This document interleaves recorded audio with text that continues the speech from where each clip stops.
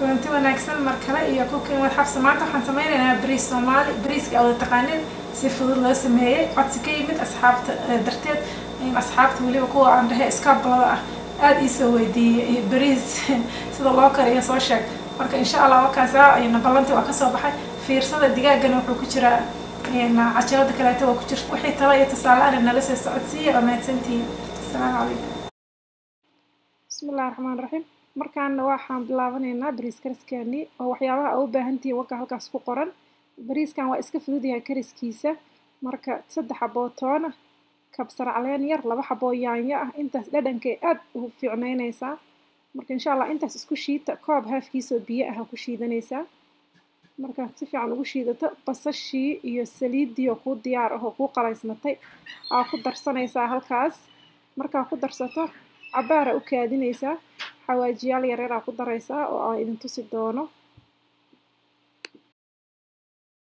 markaan waxa ku darayaa xawaaji buurbuur wax yar oo xawaaji buurbuur ah dhadhanku aad u fiicnaanaya iyo xawaajigaas bariiska ku sawiran oo hindida iyo meelaha laga soo gato waa xawaajiyaasha hindida wax yar oo beena asagana basbaas iyo waxa uu leeyahay marka wax yar aad u yar oo beena isaga dar caraf fiican oo kugu sameynaya ani cusbaan ku darsadaa marqadiyaaga ma isticmaalo inaa caafimaadka dartiis 3 koob bariis ah aan ku daray si fiican isugu walaaqaysaa intaas markaas kadibna waxaan maraq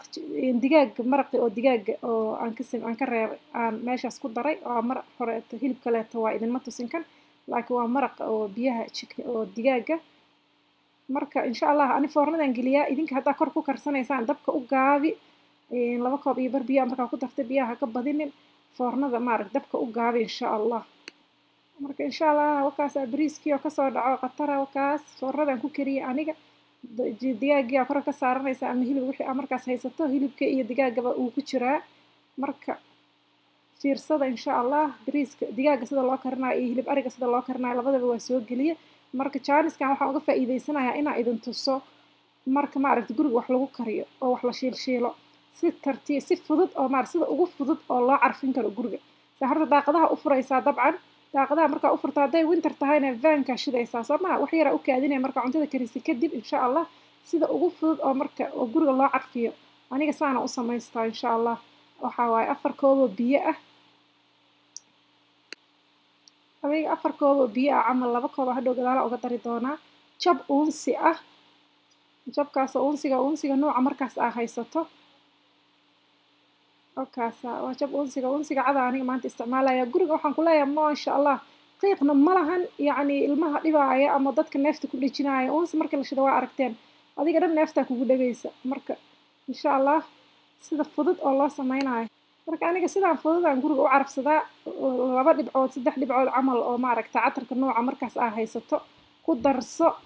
ma aragta waxaan ku leeyahay ma sha Allah waa ka heli doontaan mar dambe uunsi ma aragtay qiiqiisa idan ma dhibaa marka markuu 20 daqiiqo saaraa saas uu soo karkaro 20 daqiiqo camal guriga ha ku baxo markuu saas ugu baxo oo isdhaali biyo waa gursadeen biyo kale ku dar dabka ka danso maalin kasta marka insha Allah saas lee dabka u baa saaraysa digsigaaga waa ku diyaar in catar kale iyo uunsi kale iyo uma baahnid inaad ku dirtid weegi kadib haddana mid fresh ah samaysanaysaa marka insha Allah waxaan noo soo wadaa waxyaabo badan oo guriga lagu carfiyo in adoo fiirinayo caafimaad ahaanta u fiirinayo oo yaani toxic ahayn oo ku dhibaynin oo wadankan hadda waxyaabaha guriga lagu carfiyo ama cleanerska badan waa ka dayriyaan waxay dhahan asma iyo waxyaabahaas laga qaadaa marka insha Allah waxyaabo fudud ah idin tusaaya in subscribe gareeya fiirsada wassalaamu calaykum waraxmatullaahi wabarakaatuh bye